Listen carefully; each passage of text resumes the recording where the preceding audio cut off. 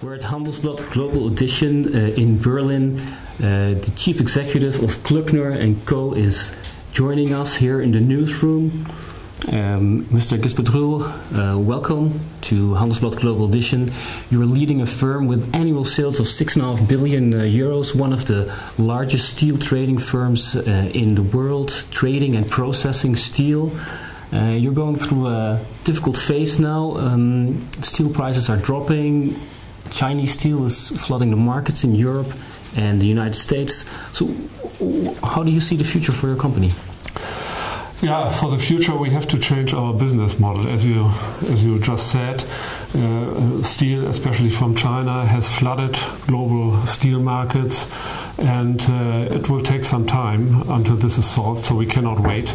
And therefore we had to change our business model, and this is what we're doing since about 2 years, that we're digitalizing our whole supply chain.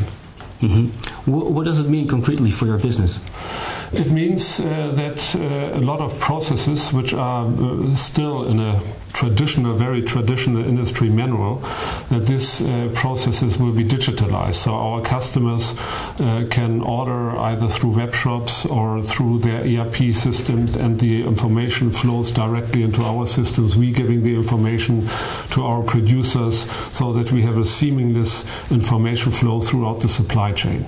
You are also developing an online steel trading platform in the United States. You want to be the Amazon of steel trading. Is it really necessary to develop such a platform? There are already steel markets. We're developing this not only for the United States, we're developing this also for our European business. And there are here and there steel marketplaces, but a marketplace is something different than a platform. A marketplace gives only limited usability. In principle, you can only match customers and suppliers, but we providing much more services with our platform. We have, for instance, a lot of contract business which could not be processed through a web shop or something like this. You're also inviting other steel producers or trading firms to offer their services and products on that platform. Are you not inviting your competitors to use your product that way?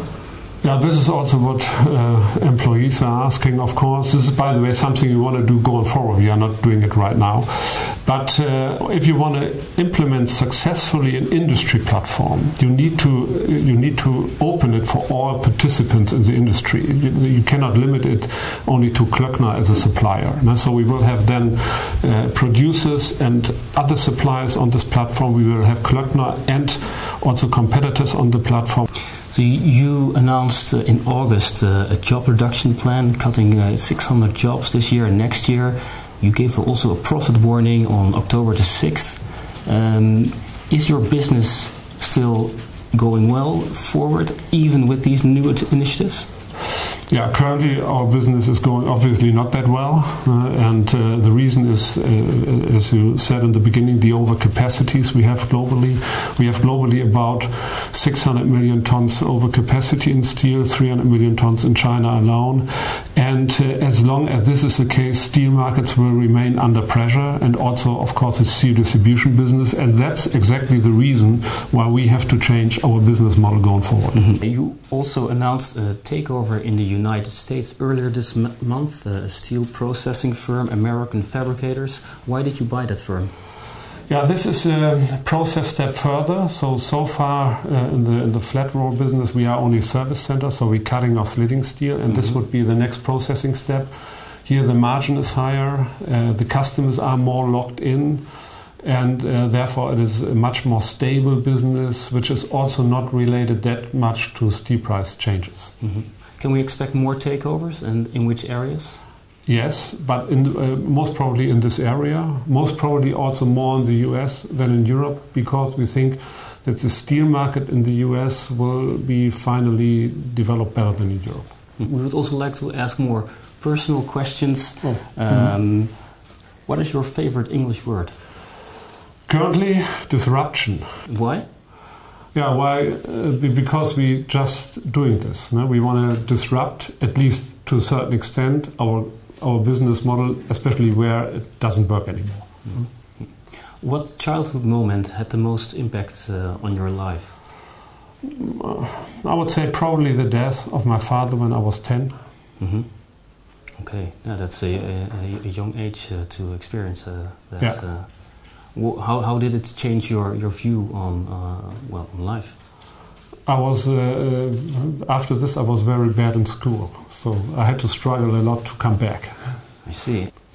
Has it also motivated you to pursue a certain career? Or? Yeah, I think I learned to fight, because when I was 16, 17, I was working in construction, without any school at all, and from there I fighted myself back, so I think I learned to fight. If you could ask God one question, what would it be? God, one question. Now maybe I would ask him what everyone wants to know, what happens after death. Mm-hmm. Mr. Rühl, many thanks for your time here. Thank you. At the Handelsblatt Global Edition. Yeah, thanks very much. Okay. Thank you. Thank you.